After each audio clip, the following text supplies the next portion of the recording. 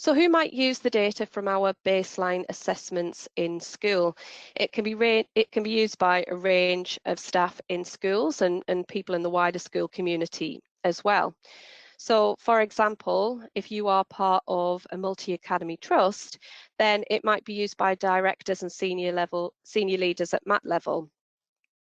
So you might use standardized assessments and scores across all of your schools within the trust. And it will just mean that you're using a standardized method to assess your students. And it'll help you to identify strengths and weaknesses across the multi-academy trust. And this can be useful when allocating resources and also in helping you identify opportunities to share good practice between your schools.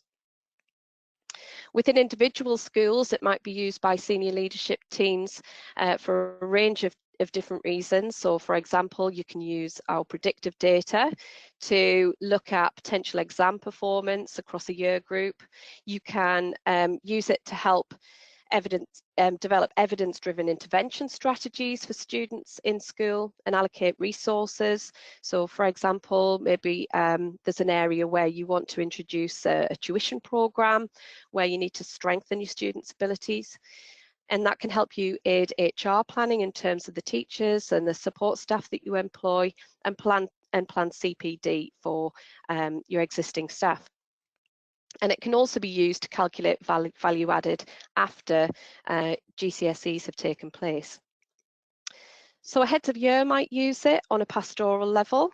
So you can use the baseline assessment data to identify students who are perhaps not fulfilling their potential. You can also find out who's really pushing themselves to the limit and perhaps overachieving and exceeding expectations. So reward can be put in place where appropriate, but also encouragement and support to the right students. On a subject level, heads of departments, subject leads for particular subjects might find it useful as well. You'll be able to understand the ability levels of students who are taking your subject, and you might use the data to develop your long-term planning. So perhaps with your schemes of learning, you might introduce activities that will include the right support and challenge based on the ability levels of your students that you've got in the classes within your subject area. And of course, teachers of a particular subject can use the student profiles to find out what the students are capable of in their class. So you know what your expectations are in terms of target grades in your subject area for your students. But also you can use it to develop differentiated resources for your class that will be appropriate to each of your students. From a SENCO or the point of view of a support assistant and teaching assistants too, the baseline assessment can provide a preliminary screening for additional learning needs. So although it's not diagnostic of specific learning difficulties in any way, it can identify areas where students are struggling. And so it can really help support staff understand exactly what support the students need, whether that be in the form of group or one-to-one intervention. Yes, some of the data can be shared with students. So we do have a report which has chances graphs, and it shows what probability there is for achieving a particular grade in a particular subject for the students.